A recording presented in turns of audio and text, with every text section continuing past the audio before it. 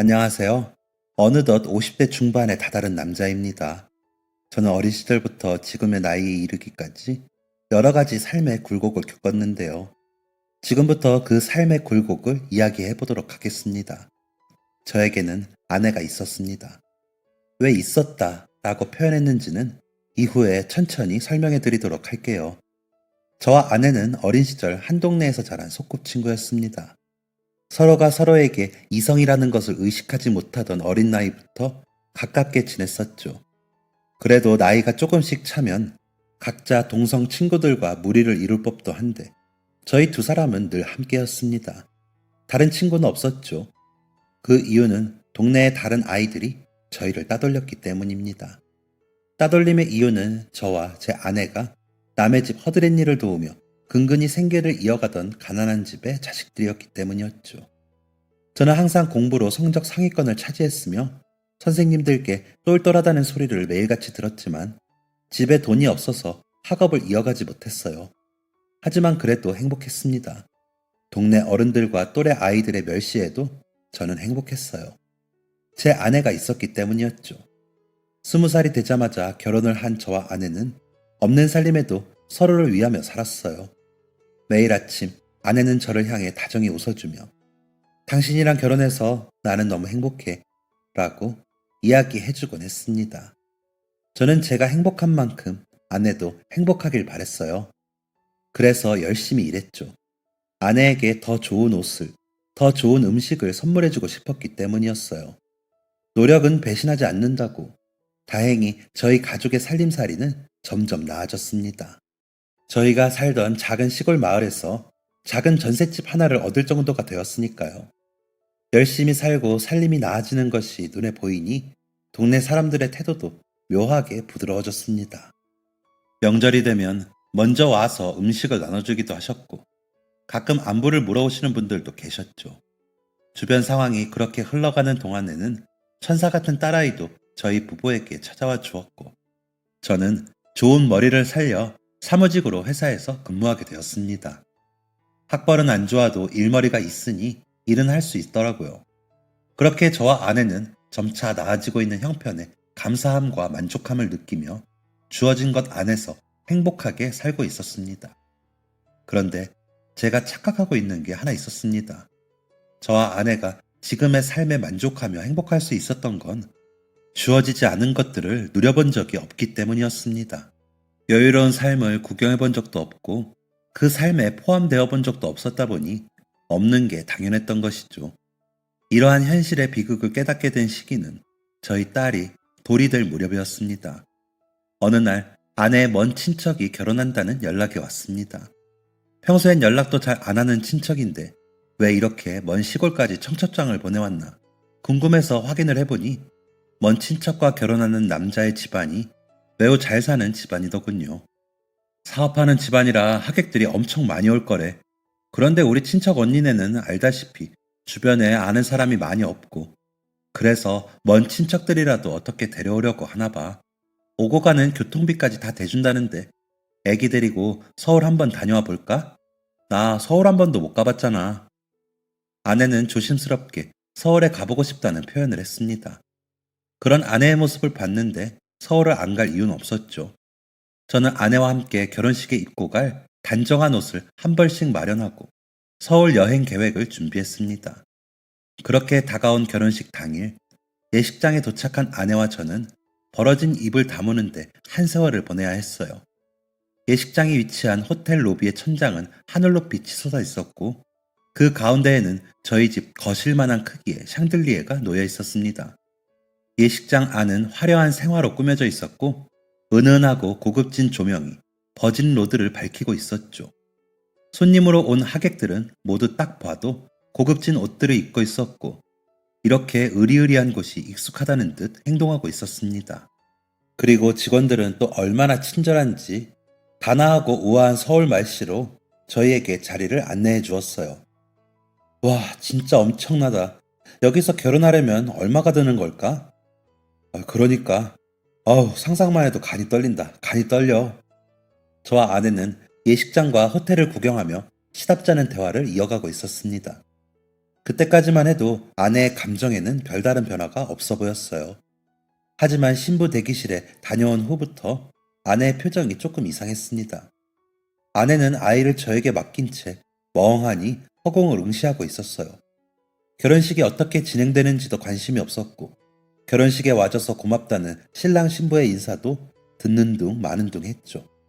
저는 그런 아내의 행동에 대신 사과의 말을 전하느라 진땀을 빼야 했고, 결국 그날 예정되어 있던 서울 여행도 모두 취소되었습니다. 도대체 뭐 때문에 그래? 내가 뭐 잘못한 거 있어? 그런 게 있으면 말을 해줘야 알지. 이렇게 아무 말 안 하고 입 꾹 다물고 있으면 어떻게 해? 아내는 여전히 대답이 없었습니다. 아내는 그날 이후로 일주일이 지나서야 꾹 다물어 놓았던 입을 열었습니다. 그 언니 드레스 입은 거 봤지? 저는 왜 지금까지 말을 안 했냐? 내가 얼마나 답답했는지 아냐? 등의 할 말이 많았지만 아내가 이렇게라도 입을 열어준 게 고마워서 아내의 말에 열심히 대답했습니다. 봤지. 여보랑 닮아서 그런지 아름다우시더라. 아내의 기분을 풀어주고자 한 말이었지만 아내의 반응은 앙칼졌습니다. 뭐? 그 언니가 뭘 나랑 닮아? 왜 그래? 언니랑 닮았다는 게 듣기가 싫어? 그러면 그렇게 말 안 할게. 미안해. 내가 훨씬 젊고 예쁘잖아. 나는 애도 한 명 낳았는데 내가 아직 더 젊고 예뻐 보인다고. 아내는 무언가에 홀린 사람처럼 젊고 예쁘다는 말을 반복적으로 했어요. 알아, 당신이 더 예쁘고 젊어. 그건 나만 느끼는 게 아니라 모두가 그렇게 느낄 거야. 아내는 이 말을 듣고 싶었던 것인지 이 말이 끝나자마자 저에게 되물었습니다. 그렇지? 당신도 그렇게 생각하지? 그런데 왜 그 언니만 그렇게 예쁜 드레스를 입고 그렇게 화려한 데서 결혼을 하는 거야? 내가 그 언니보다 못한 게 뭔데? 우리 집이나 그 언니 집이나 큰 차이도 없어. 그 언니네 집도 겨우 벌어먹는 수준이라고. 아내는 제 눈을 마주치지 않고 동공이 풀린 채로 중얼중얼 거렸습니다. 그리고 아내의 말에는 몇 가지 잘못된 오류가 존재했어요. 아내의 친척 언니의 부모님은 두 분 다 공무원이셨습니다. 엄청나게 넉넉한 부자는 아니지만 딱 평균적으로 살 수 있을 정도의 수준은 되셨죠. 하지만 저는 이 말을 아내에게 할 수 없었어요. 제 눈에 아내는 아슬아슬해 보였거든요. 아, 그 언니가 선생이라 그런가? 그치? 어느 집이나 교사 며느리는 좋아하잖아. 그러니까 사람은 배워야 돼. 나보다 늙고 못생긴 언니가 돈 많은 집에 시집간 건 언니가 공부를 잘해서 그랬어. 나도 공부만 할 수 있었으면 이렇게 살진 않았을 텐데. 나도 그렇게 멋있는 데서 화려한 웨딩드레스 한번 입어볼 수 있었을 텐데. 이 말에도 오류가 있었습니다. 아내와 함께 학교를 다니는 동안 아내는 단 한 번도 공부에 관심을 가져본 적이 없었어요. 공부에 관심이 있고 공부를 잘한다 소리를 들은 건 저였죠. 아내는 함께 책을 보자는 제 요구에 단 한 번도 응한 적이 없었던 사람입니다. 그런 사람이 갑자기 공부를 운운하며 자기 인생을 한탄하다니 뭔가 단단히 잘못 돌아가고 있다는 걸 느낄 수 있었습니다. 아내는 부쩍 불만이 늘었습니다. 당신도 나 무시하는 거야? 내가 가진 거 없고 배운 거 없다고 무시하는 거지? 라는 말을 입에 달고 살았고 자꾸만 부정적인 이야기를 했습니다. 이렇게 살아서 뭐해? 이렇게 아등바등 살아봤자 남들이 사는 인생 발바닥도 경험해보지 못할 텐데 이럴 거면 확 죽어버리는 게 나아. 저는 열심히 이런 아내를 타일렀습니다. 여보, 우리가 남들에 비해서 가진 게 없긴 하지만 우리 처음 결혼했을 때를 생각해봐. 아니, 우리 어렸을 때를 생각해봐. 그때에 비하면 지금 어때? 우리 이제 우리 이름으로 계약된 전셋집도 있고 가구도 조금씩 새 거로 바꾸고 있어. 조금만 더 노력하면 더 좋은 집으로도 갈 수 있고 점점 나아지고 있는데 왜 자꾸 부정적으로 생각하는 거야? 우리 긍정적으로 생각하자. 제발. 아내는 제 말을 들을 생각이 없는 듯 했습니다. 내가 부정적이라고? 아니, 이게 현실이야. 긍정적인 생각? 웃긴 소리 하지 마. 긍정적인 생각은 돈에서 나오는 거야. 겨우 쥐꼬리만한 월급 받아오면서 무슨 자격으로 긍정적인 생각을 논해? 당신은 양심이 없어? 아내는 이런 말로 저에게 상처 주는 것을 서슴지 않았습니다. 이후엔 빚을 내서 사치를 부리기도 했죠. 늘 아내를 이해하고 타이르려 노력했던 저는 아내가 빚을 지고 온 날 아내에게 처음으로 화를 냈습니다. 당신 지금 생각이 있는 거야? 이 가방이 사는데 꼭 필요해? 필요하다면 다른 가방을 살 수도 있잖아. 왜 굳이 명품이어야 하는데? 이 시골에서 명품 가방을 두고 갈 데가 대체 어디 있냐고! 당장 돈 모아서 더 넓은 집으로 갈 생각을 해도 모자란 상황에 사치가 웬 말이냐고. 아내는 적반하장이었습니다. 오히려 자신이 빚까지 내서 가방을 산 것에 미안해야 하는 게 아니냐고 말했죠. 이게 다 당신 때문이잖아. 당신이 돈만 잘 벌었어 봐. 내가 빚을 낼 일이 없었겠지. 자기 와이프한테 좋은 옷 한 벌 못 지어주는 걸 미안해하지는 못할 망정 어디서 큰 소리야. 남자가 부끄러운 줄 알아야지. 이때 깨달았습니다. 제 눈앞에 있는 사람은 한 푼 두 푼 먹을 거 안 먹고 입을 거 안 입어서 모은 돈으로 사준 금가락지에 기뻐하던 과거의 제 아내가 아니었어요. 아내는 제가 이렇게 화를 내면 일주일이고 한 달이고 아무 말 없이 울기만 했습니다. 하지만 저는 그런 아내에게 모든 것을 맞춰줄 순 없었습니다. 저희에게는 아이가 있었으니까요. 아이가 더 크기 전에 방이 하나 더 딸린 집으로 이사를 가야 했고 아이의 미래를 위해 저축도 해두어야 했습니다. 아내가 원하는 대로 모든 사치를 책임져 줄 수는 없는 상황이었어요. 그런데 순식간에 일어난 사건은 저의 이런 판단력을 흐리게 만들었습니다. 아이는 엄마의 우울함을 그대로 답습했어요. 엄마가 울면 자신도 울고 엄마가 우울해하면 자신도 우울해했죠. 하지만 엄마와 분리되어 저와 시간을 보내면 금방 웃음을 회복했기 때문에 저는 아이와 많은 시간을 보내기 위해 노력했습니다. 그런 시간을 1년 가까이 보내다 보니 아이는 더 이상 엄마의 감정 상태에 큰 영향을 받지 않았고 밝게 성장하는 듯 보였습니다. 아내의 상태가 이상해진 후 모든 집안일은 저의 역할이 되었습니다. 그날도 저는 퇴근을 하자마자 저녁을 준비하기 위해 찌개물을 올려두었어요. 찌개물을 올리자마자 갑자기 찾아온 요의에 저는 급하게 화장실로 향했습니다. 급한 불을 끈 그 순간 으아! 화장실 밖으로 아이의 비명소리가 들렸어요. 저는 곧장 화장실 밖으로 튀어나갔고 제가 본 광경은 처참 그 자체였습니다. 아내의 손에는 제가 가스 위에 올려둔 냄비가 들려 있었고 아이는 손을 부여잡은 채 엉엉 울고 있었어요. 네, 아내가 뜨거운 물을 아이 손에 부은 것이었습니다. 이게 대체 뭐 하는 짓이야? 라는 말이 끝나기도 전에 아내는 남아있는 뜨거운 물을 아이의 머리 쪽으로 향해 들었습니다. 저는 온몸을 날려 아이를 끌어안았고 뜨거운 물은 제 등을 적셨습니다. 저는 제 등이 뜨거운 것도 모른 채 아이를 안아 화장실로 옮겼고 아이의 손을 차가운 물로 헹궜어요. 저는 제가 화상을 입었다는 사실을 응급실에 가서야 알았습니다.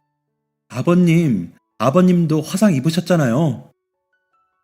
뜨거운 물 소동 이후 아이는 손등에 저는 등 뒤에 화상 흉터를 얻게 되었습니다. 대체 왜 그런 일을 벌인 건지 묻는 저의 질문에 아내는 이렇게 말했어요. 어느 날부터 뜨거운 물을 만져도 뜨거운 물건을 만져도 아무 느낌이 안 나. 차가운 물이나 뜨거운 물이나 똑같아. 그래서 나만 그러는 건지 다른 사람도 그러는 건지 확인하고 싶었어. 충격적인 대답이었습니다. 저는 생계를 위해 일을 해야 하는 사람이었기 때문에 하루 24시간을 아내와 아이의 곁에 있을 수 없었습니다. 그래서 결국 아내를 병원에 보내게 되었어요. 그때 딸아이의 나이는 2살에 불과했습니다. 어느 정도 시간이 흐른 뒤 아내가 저와 아이 곁으로 돌아왔을 때 아내는 더 이상 아이에게 손을 대지 않았습니다. 더불어 아이에게도 별다른 관심을 갖지 않았어요. 문제가 사라진 것은 아니었지만 저는 그 사실만으로 감사했습니다. 그래서 아내에게 무조건적으로 맞춰주기 시작했어요. 아내가 사달라는 건 사줬고 아내의 사치를 감당하기 위해 투잡, 쓰리잡도 마다하지 않았습니다. 밤늦게 일을 나가야 하는 날이면 아이를 주변 지인에게 맡기기도 허다했죠. 어느 날은 아내가 서울로 이사를 가자고 하더군요. 서울의 집값을 생각하고 잠시 멈칫하긴 했지만 저의 주저함이 느껴지자마자 엉엉 울며 신세한탄을 하는 아내의 모습에 더 이상 고민할 수 없었습니다. 결국 저는 겨우 얻은 전셋집을 정리하고 그동안 모아둔 돈까지 합쳐 서울 단칸방으로 이사를 가게 되었어요. 아내는 아이에게 별 관심이 없었기 때문에 당연히 아이는 어린 나이부터 유치원을 가게 되었어요. 저는 출근을 할 때 아이를 유치원에 데려다주고 퇴근길에 아이를 데려오는 일상을 반복했습니다. 서울로 이사를 가자 아내의 사치는 더욱 심해졌어요. 아내는 자신을 의사 부인이라고 소개하며 강남권 사모님들을 만나기 시작했죠. 수준에 맞지 않는 사람들을 만나기 위해 아내는 계속해서 돈을 요구했습니다. 옷을 또 사려고? 며칠 전에도 백화점 다녀왔잖아. 모르면 말을 하지 마. 그 여자들은 한 번 입었던 옷 다시는 안 입어. 나더러 질 떨어지는 옷을 입으라는 거야?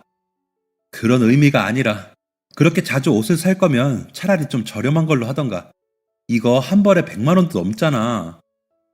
이게 그나마 거지인 남편 생각해서 싸게 산 거야. 더 비싼 거 사려면 살 수 있지.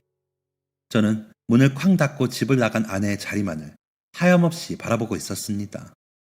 통장에 있는 돈은 바닥을 드러낸 지 오래고 아내의 사치는 투잡 쓰리잡으로도 해결이 안 될 정도였습니다. 사실 저에게는 계획이 있었어요. 자격증을 따서 기술직 일을 구할 생각이었죠. 어떻게든 안정적인 환경을 만들어두는 게 저에게도 아내에게도 아이에게도 나을 것이라는 생각이었습니다. 하지만 아내의 사치가 시작된 이후부터 이런 목표를 꿈도 꾸지 못했습니다.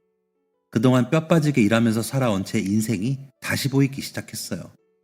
나는 대체 뭘 위해서 이렇게 살고 있는 거지? 라는 생각이 들었습니다. 그때 제 눈에 들어온 건 바로 저를 빤히 바라보는 딸의 눈동자였습니다. 정신이 번쩍 들었습니다.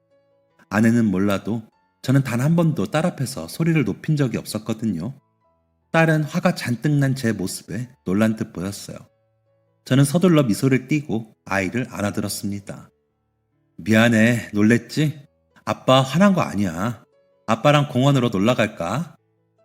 이제 갓 4살이 된 딸은 제 옷을 손에 말아준 채 어깨에 고개를 묻었습니다. 공원에서 잠든 아이를 집에 눕히고 아내를 기다리는데 아내는 새벽 3시가 다 되어서야 집으로 돌아왔습니다.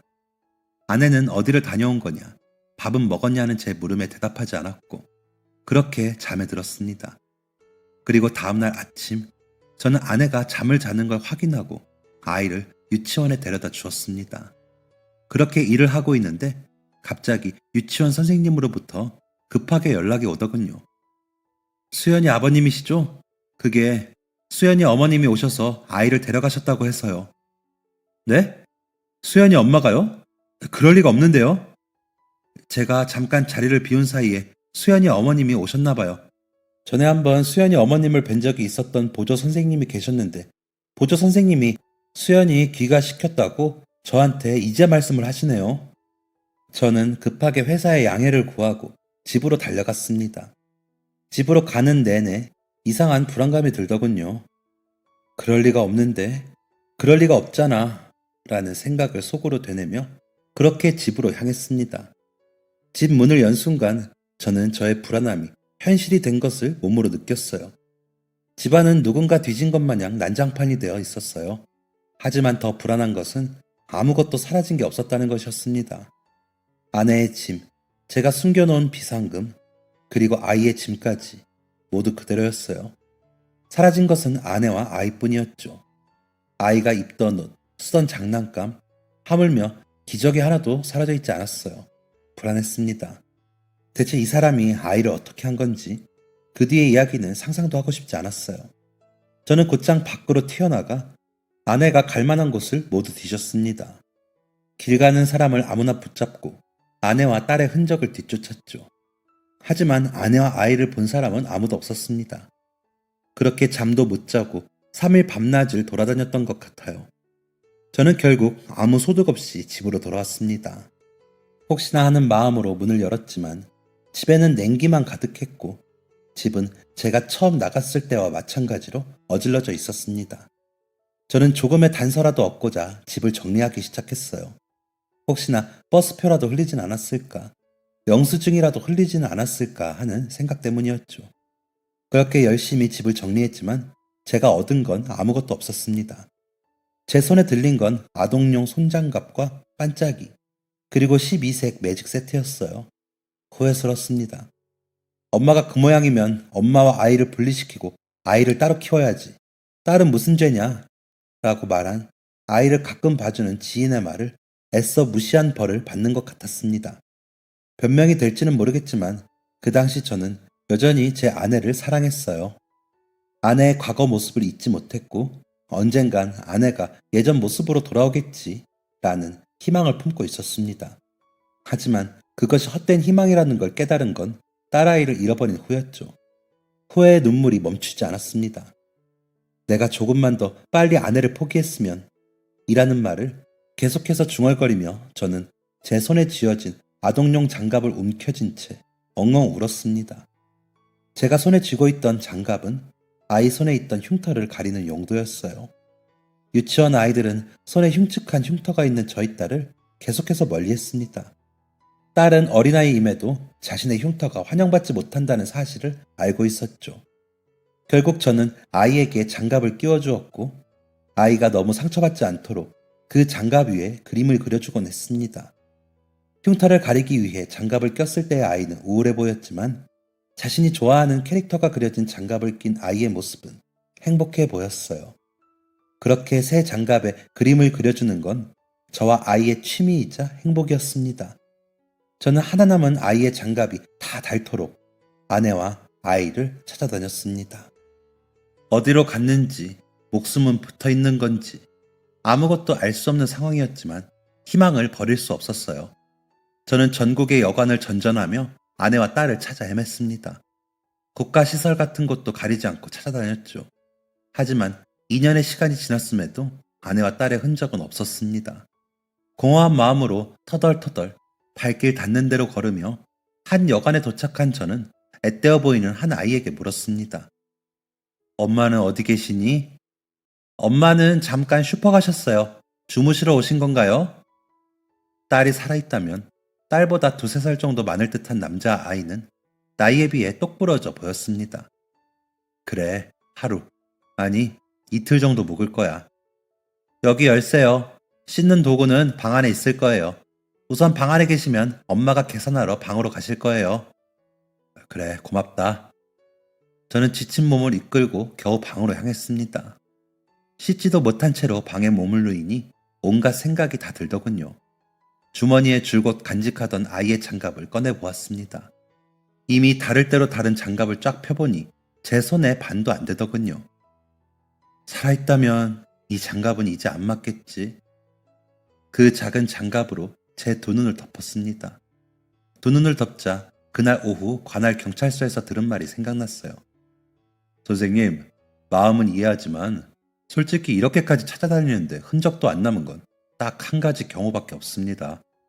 선생님의 아내분과 아이는 이미 이 세상에 없을지도 몰라요. 주변 경찰들이 말렸지만 그 경찰은 잠시만, 선생님도 아실 건 아셔야지. 이렇게 계속 찾을 수 있다고 말하는 거 희망 고문이야. 라고 말하며 저에게 현실을 일깨워 주었습니다. 포기하세요, 선생님. 이제 더 이상 희망이 없습니다. 마음 한구석에 남아있던 모든 희망이 사라지는 기분이었습니다. 그래, 이렇게 살아서 뭐하냐? 죽자. 그냥 죽자. 저는 얼마나 누워있었는지 모를 이불에서 일어나 가죽 허리띠를 풀었습니다. 그리고 스스로 천장에 목을 메었어요. 점점 시야가 흐려지고 온몸에 힘이 풀리는 느낌이 들었을 때 갑자기 제 주변으로 큰 소리가 들렸습니다. 당장 끌어서 내려! 숨은 쉬어! 인공호흡 해봐! 119는 불렀어? 시끌시끌한 두 사람의 목소리가 들린 후 저는 의식을 잃었습니다. 제가 눈을 뜬 곳은 병원이었어요. 저도 모르게 낸 신음소리에 헐레벌떡 들어온 간호사는 서둘러 의사를 불렀습니다. 정말 위험했습니다. 이리저리 내 몸을 살피던 의사는 이 한마디를 남기고 돌아갔습니다. 의사가 떠난 자리에는 처음 보는 사람이 서 있었어요. 여관 카운터에서 봤던 아이와 똑 닮은 것으로 봐서 아이의 아버지 같았습니다. 아이의 아버지로 추정되는 사람은 저를 보고는 대뜸 화를 냈어요. 거 젊은 사람이 왜 벌써부터 죽으려고 들어요? 충분히 화가 날 만한 상황이죠. 저였어도 화를 냈을 겁니다. 본인의 영업장에서 사람이 죽어나갔다는 소문이 나면 좋을 게 하나도 없을 테니까요. 정말 죄송하게 생각합니다. 죽을 생각으로 여관을 찾아간 건 아니었어요.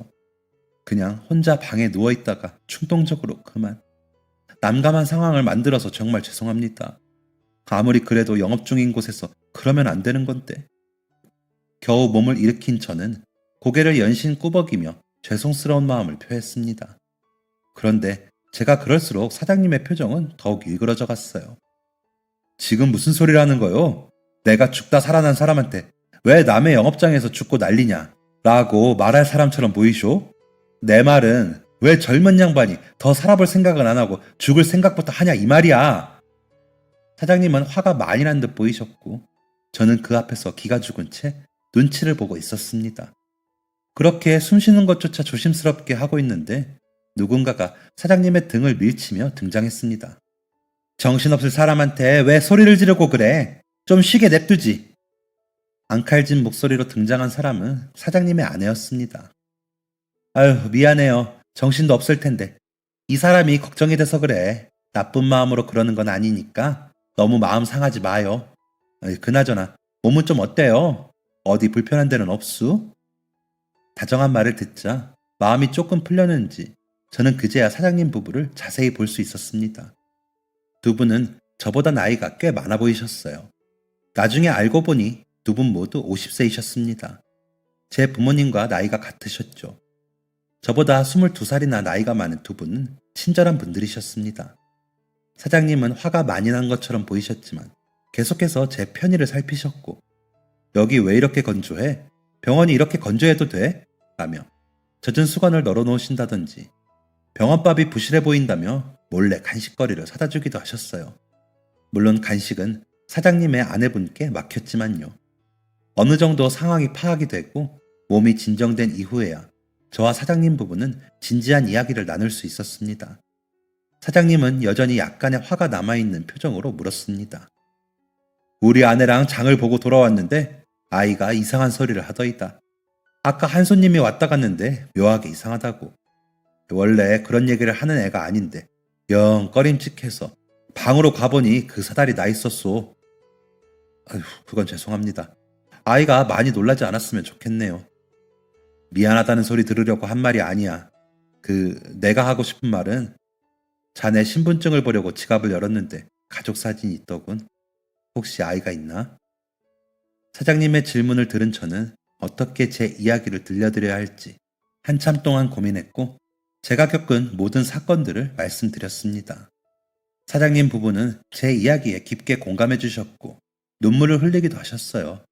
저의 모든 이야기가 끝난 후 사장님의 이야기가 시작됐습니다. 내가 자식을 잃어본 적이 없어서 자네의 마음을 다 알지는 못하지만 조금은 예상할 수 있을 것 같아. 우리는 아이를 아주 늦게 가졌어. 40이 넘어서야 겨우 첫 아이를 안았지. 만약에 그 아이가 사라진다고 하면 나는 아마 제 인생을 살 수가 없을 것 같아. 그런데 말이야, 내가 50년 동안 인생을 살면서 느낀 게 있어. 살고자 하는 사람한테는 어떻게든 길이 열린다는 것이 첫 번째이고 세상에는 상상조차 하지 못할 우연이 넘친다는 게 두 번째야. 그동안 자네는 아내와 딸을 위해 인생을 바쳤네. 맞지? 네, 맞습니다. 이제는 자네 목숨을 위해서 한번 살아보는 게 어떻겠나. 살고자 하는 사람한테는 어떻게든 길이 열린다네. 내가 처음 여관을 시작할 때도 그랬어. 사장님의 이야기는 꽤 흥미롭게 들렸습니다. 아버지가 빚 보증을 잘못 서셔서 우리 아내와 나는 졸지에 길거리 신세가 됐지. 비는 왜 또 그렇게 쏟아지는지. 비를 피하려고 들어간 폐건물이 바로 지금의 우리 여관일세. 나와 아내는 그 여관을 아주 싼값에 인수해서 매일 닦고 또 닦았어. 손님이 자주 오는 건 아니었어. 그저 두 사람 입에 풀칠할 정도만 됐지. 하지만 우리는 오는 손님을 항상 극진히 모셨어. 그렇게 열심히 살다 보니 정말 기회가 오더군. 우리 여관 뒤쪽으로 도로가 뚫린 거야. 그 이후엔 태어난 아이를 모자라지 않게 키울 수 있을 정도로 수입이 생기기 시작했어. 참 다행인 일이지. 사장님의 이야기는 흥미롭긴 했지만 저에게 큰 감동을 주진 못했습니다. 그런데도 제가 그렇게 열심히 살아서 뭐 할까요? 아내도 아이도 잃어버렸는데요. 그도 그럴 게 당시에 저는 삶의 모든 목표를 잃은 상태였으니까요. 그런데 사장님의 이 말 한마디로 저는 잃어버린 삶의 목표를 다시 찾았습니다. 사람은 포기할 수 있어. 하지만 부모라면 포기하면 안 돼. 머리가 멍해지는 기분이었어요. 이 사람아, 내가 아까 말하지 않았는가? 세상에는 상상조차 하지 못할 우연이 넘친다고. 경찰이 포기하라고 했다고 진짜 다 포기하는 게 어딨어? 지금도 이 세상 어딘가에는 자네 딸이 멀쩡히 살아 숨쉬고 있을지도 모르네. 그 핏덩이 같은 아이를 두고 떠나버릴 거야? 그렇게 쉽게 자네와 딸의 인연을 포기할 텐가? 아니요, 아닙니다. 저는 그날 이후로 새로운 인생을 살기 시작했습니다. 사장님의 이야기에 깊은 감명을 받은 저는 숙박업에 뛰어들었어요. 그동안 전국을 다니며 수많은 숙박시설을 겪어본 게 큰 도움이 되었습니다. 눈코 뜰 새 없이 바쁘게 살다 보니 시간은 속절없이 흘렀고 저는 17년 만에 대형 호텔의 CEO가 되었습니다. 망해가는 호텔을 인수한 후 사업 계획서를 들고 다니며 해외 자본의 투자를 받은 덕이었죠.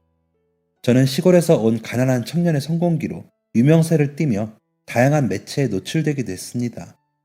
눈에 띄는 걸 싫어하는 성격임에도 매체에 기꺼이 저를 드러낸 것은 바로 아내와 딸을 찾기 위함이었어요.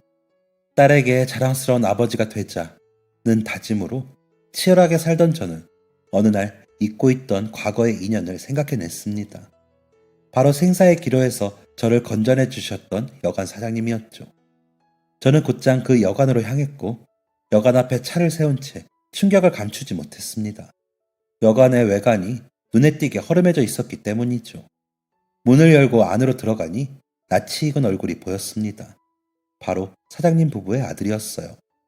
예전에 앳된 얼굴은 어디 가고 건실한 청년이 남았더군요. 여관의 내부는 낡긴 했지만 청결했습니다. 거미줄이나 먼지 하나 없었죠.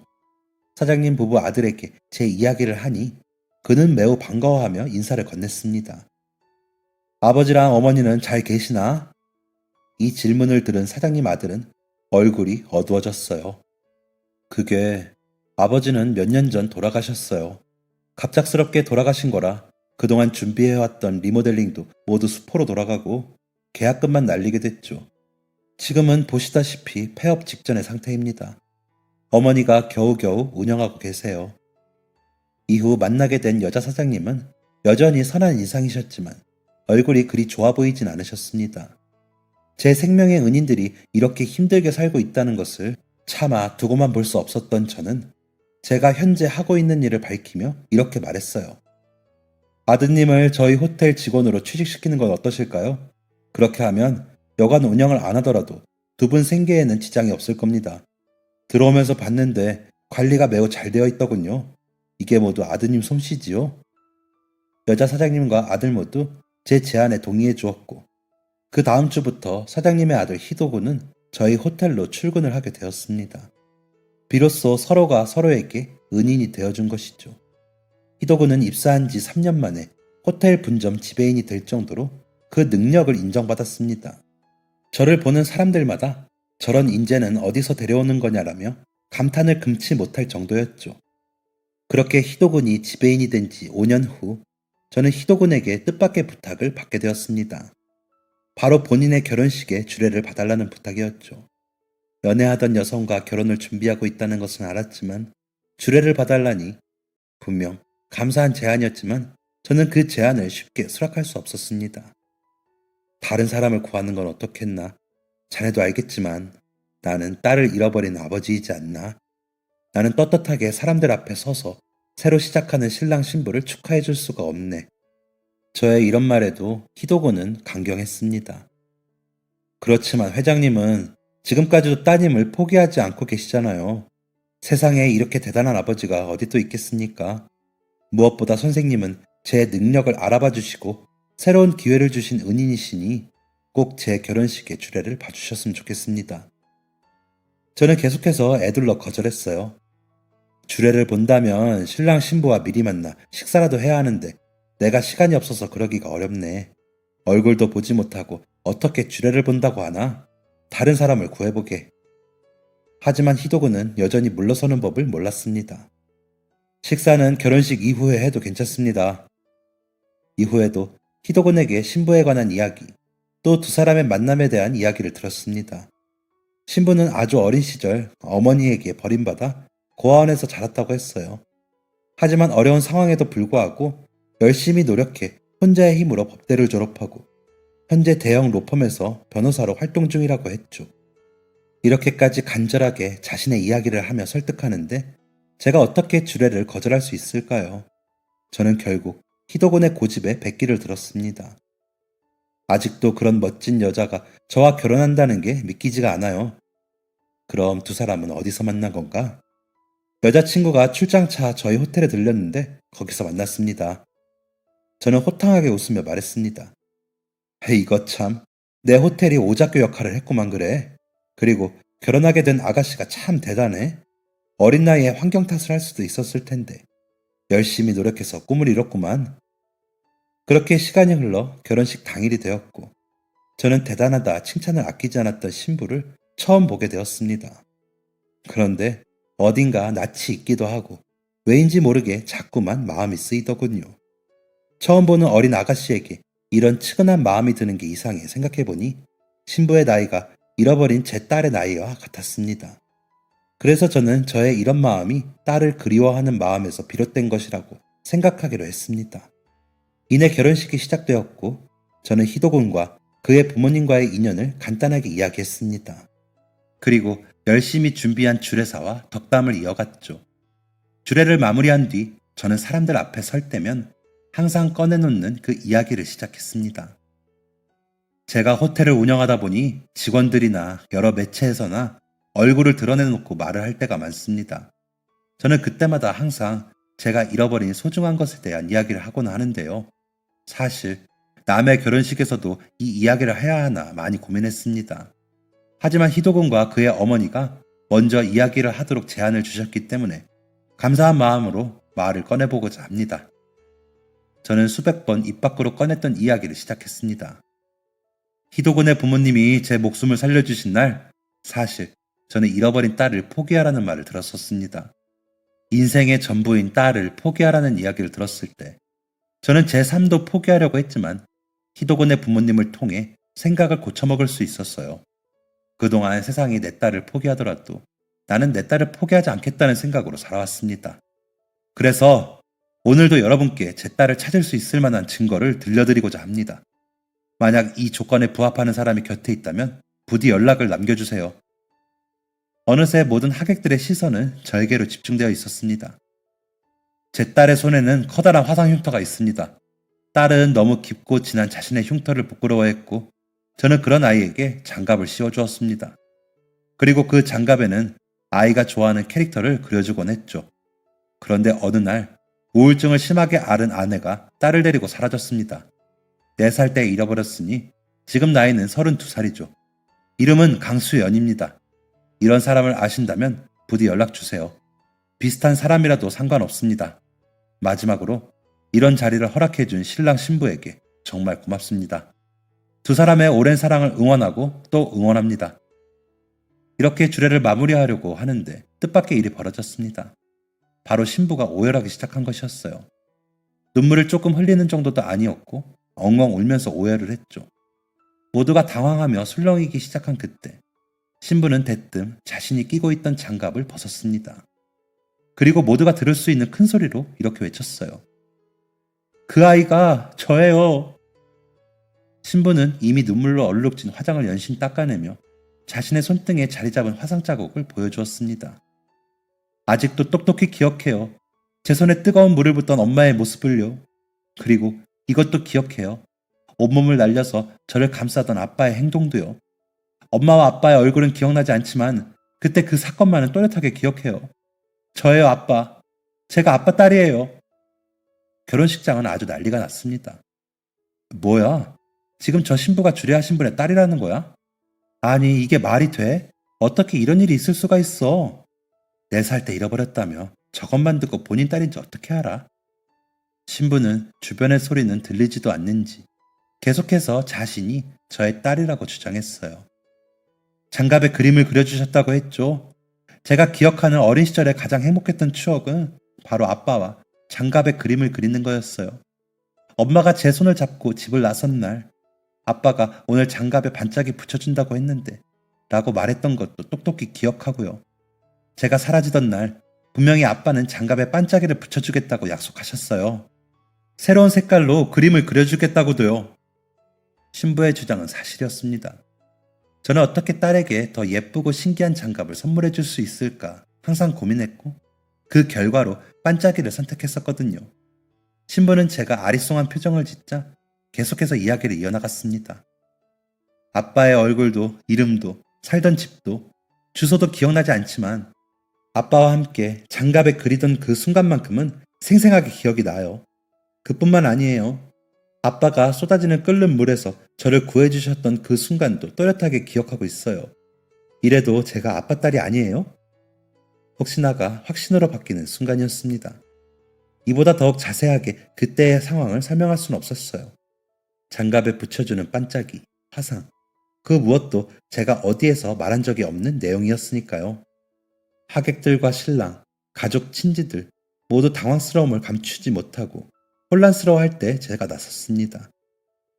지금 여기서 다 보여드리지는 못하겠지만 실제로 제 등에는 커다란 화상 흉터가 있습니다. 우울증을 앓던 아내로 인한 사고 때문이었죠.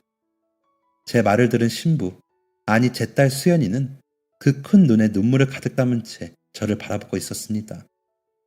도저히 의심할 수도 부정할 수도 없습니다. 신부, 아니 김일영 양은 제 딸 강수연이 맞습니다. 이 말을 마치자마자 곳곳에서는 박수와 함성 소리가 터져 나왔고 저는 곧장 단상 밑으로 내려가 아이를 끌어안았습니다. 분명 27년 전에는 품 안에 자그마한이 들어왔는데 27년 만에 만난 딸은 저보다도 훌쩍 커 있었습니다. 눈물의 상봉을 마친 후 많은 하객들이 저와 딸을 찾아 축하의 인사를 건넸습니다. 사람 인생이 정말 어떻게 될지 모른다더니 부모 자식 간의 연은 하늘도 못 끊는다는 게 사실인가 봐요. 이렇게 보니 정말 닮았네요. 왜 몰랐나 싶을 정도예요. 저와 딸, 그리고 사위가 된 희도군은 연신 그런 하객들에게 감사의 인사를 전했습니다. 모든 결혼식을 마친 후 저와 딸은 마주 앉아 그동안 각자 어떤 인생을 살았는지 이야기하기 시작했습니다. 엄마가 제 손을 잡고 집을 나간 날 저는 곧장 고아원에 맡겨졌어요. 제 기억으로는 꽤 오랫동안 이동한 것 같아요. 그럼 네 엄마는 어떻게 된 거니? 딸은 한 차례 숨을 골랐습니다. 엄마는 저를 고아원 선생님의 손에 맡긴 후에 곧장 차도로 뛰어들었어요. 저는 엄마에게 돌아가겠다고 선생님의 손을 뿌리친 후 달려가다 그 모습을 목격했고요. 그 충격 때문인지 저는 몇 년 동안이나 말을 안 했다고 해요. 글도 못 쓰고 말도 못하고 어떤 감정 표현도 못하는 아이다 보니 선생님들이 해줄 수 있는 건 한계가 있었겠죠. 아내가 그렇게 허망하게 죽었다니 이제야 아내와 아이를 찾기가 그렇게 어려웠던 이유를 알 것 같았습니다. 아내가 죽어버리고 아이는 말을 잃었으니 저와 아이를 이어줄 어떠한 것도 남아있지 않았던 것이죠. 아빠가 미안하다. 엄마가 이상한다는 걸 알았을 때 조치를 취했어야 했는데 내 욕심 때문에 너가 겪지 않아도 될 일을 겪었어. 미안해. 딸의 눈도 제대로 쳐다보지 못하고 사과의 말을 전하는 저에게 딸은 빙긋이 웃으며 이렇게 말했어요. 저를 낳은 나이가 23살이라고 하셨죠. 아빠, 제 나이가 이제 31예요. 지금도 모르는 것 투성이에 아직도 불완전한데 23살은 어떻겠어요? 그리고 제가 사랑을 해보니 알겠어요. 사랑하는 배우자를 포기하는 게 과연 쉬웠을까요? 저는 아버지 이해해요. 그리고 무엇보다 27년이라는 시간 동안 저를 포기하지 않아 주셔서 감사해요. 아직까지도 저를 찾아주셔서 감사해요. 딸과의 상봉 후 저는 홀로 앉아 사위가 된 희도군의 아버지와의 이야기를 떠올렸습니다. 사장님, 이젠 저의 사돈이 된 그분이 말씀하신 건 한치의 틀림이 없었어요. 첫 번째, 살고자 하는 사람한테는 어떻게든 길이 열린다.